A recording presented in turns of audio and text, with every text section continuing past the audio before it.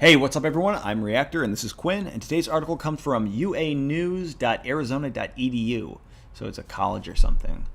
And it's titled, Vampire Burial Reveals Efforts to Prevent Child's Return from Grave. Archaeologists found the remains of a 10-year-old child with a stone inserted into his or her mouth at a 5th century Italian cemetery. They think the stone was meant to keep the child from rising from the dead and spreading malaria to the living. What? You know what's funny about that is rising from the dead, if it ever has happened where someone was deceased and rose from the dead, it just turns out that, actually they weren't dead. Because I think it's pretty much guaranteed and well studied at this point that when someone dies, they don't come back, right? Right. So, basically that means that this kid was sick and they killed him by putting a rock in his mouth.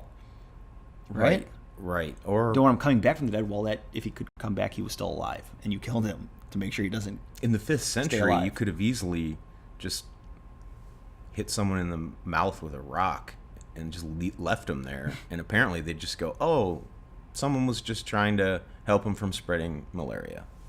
No, he wasn't hitting him in the face, but also in that scenario, I imagine you murder someone. Thousands of years ago, someone's got to pay for it.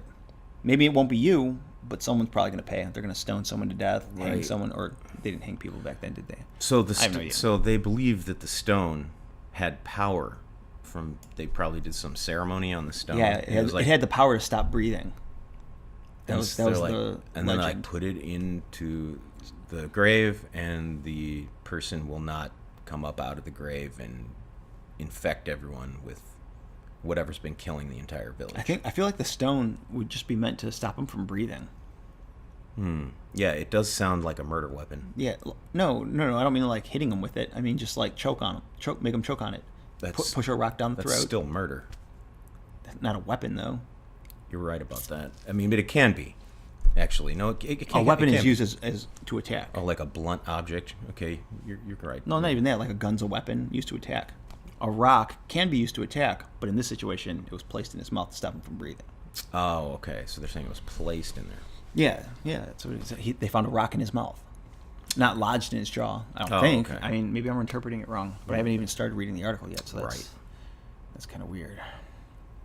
Should I start? Yeah, I'll start.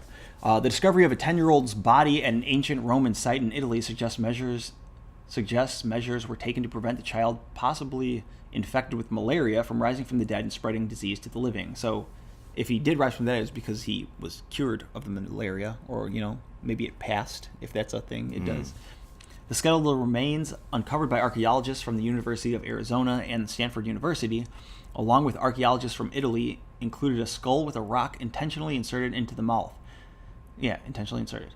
Researchers believe the stone may have been placed there as part of a funeral ritual designed to contain disease and the body itself.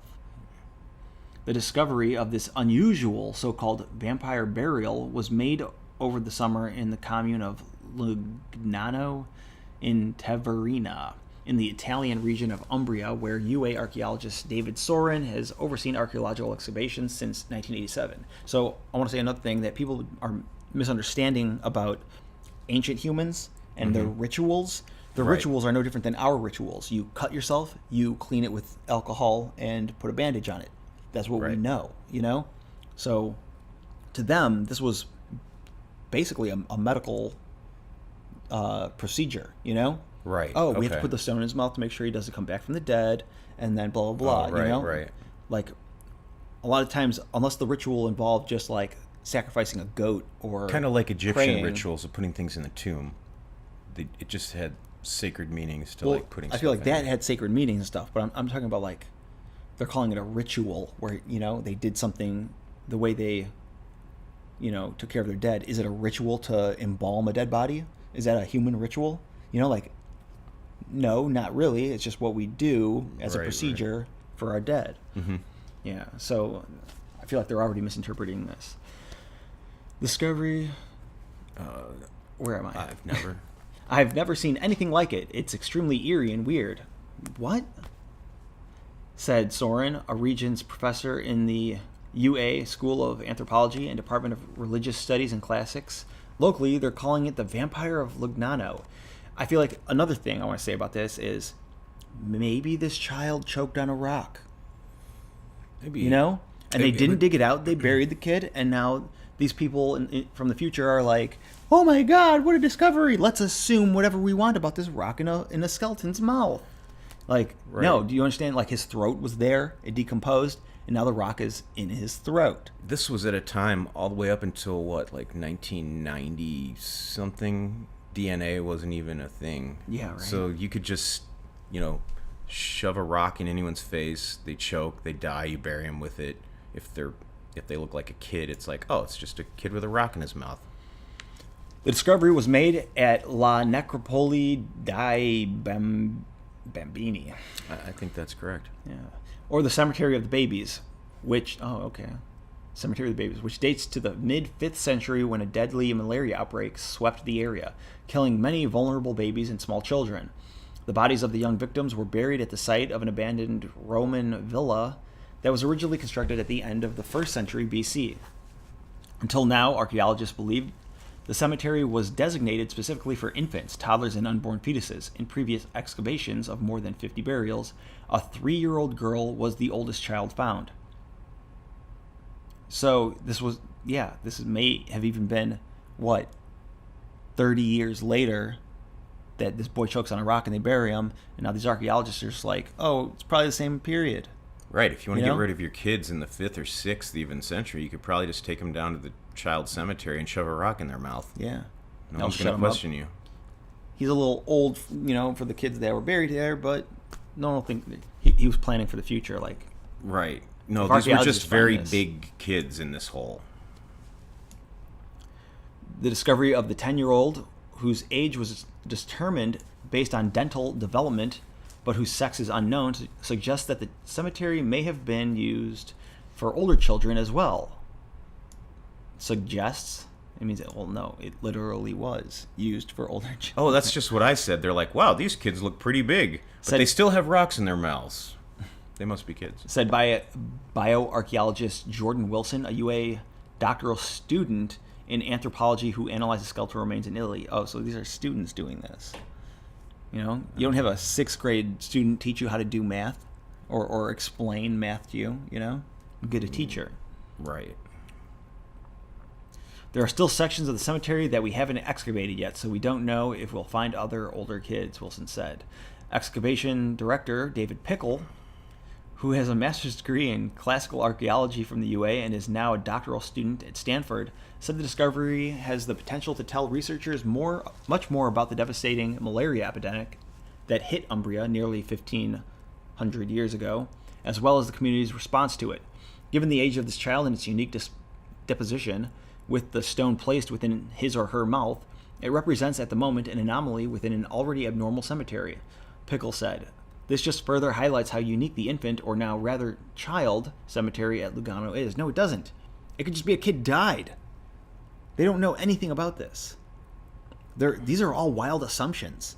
It was a vampire burial. No, it was a kid with a rock in his mouth. Why was it called vampire again? Because they're insane and they're leading the story. I thought that they were going to find some baby, like this baby vampire tooth thing. Yeah, with like really big. I bet they don't. I bet they're just making shit up to make it sound exciting. Hey, what if we say it was a vampire burial we found? Dude, that'll get press. Let's do it. Right. So far, nothing about vampires at all during this whole thing. Yeah, it's like we found a kid. Witchcraft as disease control. Magic is science. People are so stupid. Like, science is magic. They're the same thing. Magic is just when you don't understand how the science works. Right. A plane flying 10,000 years ago would have been magic. Like, what? Anyway, in previous excavations at the Cemetery of the Babies, archaeologists found infant and toddler bones alongside items like raven talons, toad bones, bronze cauldrons filled with ash, and the remains of puppies that appear to have been sacrificed. All objects commonly associated with witchcraft and magic. In addition, the body of the 3-year-old girl had stones weighing down her hands and feet, the practice used by different cultures throughout history to keep the deceased in their graves. We know that Romans were very much concerned with this and would even go to the extent of employing witchcraft to keep the evil, whatever is contaminating the body, from coming out, Soren said. The evil, in the case of the babies and toddlers uncovered in Lugnano, was malaria. Soren believed. DNA testing of several of the excavated bones supported his theory. Although the 10-year-old remains have not yet undergone DNA testing, the child has an abscessed tooth, a side effect of malaria that suggests he or she may have fallen victim to the disease. Wilson said. Yeah, it's a really long article. The child was one of 5 new burials uncovered at the cemetery over the summer. The body was found lying on its left side in a makeshift tomb created by 2 large roof tiles propped against a wall, an a la Cappuccina-style burial typical of Roman Italy. Knowing that 2 large roof tiles were used for this burial, I was expecting something unique to be found inside, perhaps a double inhumation, and not uncommon for the cemetery, where a single burial contains 2 individuals, Pickle said. After removing the roof tiles, however, it became immediately clear to us that we were dealing with an older individual. The open position of the child's jaw, which would not have opened naturally during decomposition, with the body positioned on its side, suggests that the rock was intentionally inserted in the mouth after death. Wilson said teeth marks were found in cement on the stone. Teeth marks were found in cement on the stone, providing further evidence that it was placed purposefully and that it was bitten down on. Not like smash the teeth out, right? The 10-year-old was the first at the cemetery to be found with a stone in its mouth, calling a human it. How dehumanizing can they be? Similar burials have been documented in other locations, including in Venice, where an elderly 16th century woman dubbed the Vampire of Venice was found with a brick in her mouth in 2009. It doesn't mean that they thought she was a vampire. That means they were putting bricks in people's mouth. I don't know, but maybe they have documentation that proves this and they're not making this up. Right. The Northamptonshire, England, in Northamptonshire, England in 2017, an adult male from the 3rd or 4th century was found buried face down with his tongue removed and replaced with a stone. Sounds brutal. These types of burials are often referred to as vampire burials since they are associated with the belief that the dead could rise again. Other examples of vampire burials throughout history include bodies being staked to the ground through the heart or dismembered prior to internment. Okay, so that's where like the whole stake thing comes from. Right. They stake them to the ground. Right. It's insane. But I've actually had an actual vampire tell me that does not kill them. The stake thing. Okay. Yeah, I don't know. Then why? They made it up? Probably. Yeah, it's probably a legend that came from this. Staking bodies to the ground. Putting bricks in mouths. I don't get it either. The vampire's worst weakness. If you can get a rock in a vampire's mouth, it's over for him. Right. They'll choke to death. Yeah, that's what it is. Do you remember where I was prior to internment? Unusual. This is very unusual mortuary treatment that you see in various forms in different cultures, especially in the Roman world, that could indicate there was a fear that this person might come back from the dead and try to spread disease to the living, Wilson said. Archaeologists will return to Lugnano next summer to complete excavations of the cemetery and learn more about a dark time in history. So this is also a 1,500-year-old cemetery, right? Mm-hmm. Which is a significant amount of time, right? But it's also not that significant in human history, right? So 1,500 years from now, are they going to be excavating all of our cemeteries? Is there such a thing as a final resting place? If you're going to be buried, eventually there's going to be so many more billions of people than there are now. They're going to have to dig you up, and they're going to have to. Or archaeologists are going to be like, "Oh wow, a hotel on top of where you were resting." These bones were in the ground for so long; they're interesting now, Right. And tell us about the past. Like why there's a lot of shit written down about the past. 1,500 years ago was documented, for the most part. Anyway, There's a quote. It says, "It's a very human thing to have complicated feelings about the dead and wonder if that's really the end." Wilson said, "Anytime you can look at burials, they're significant because they provide a window into ancient minds.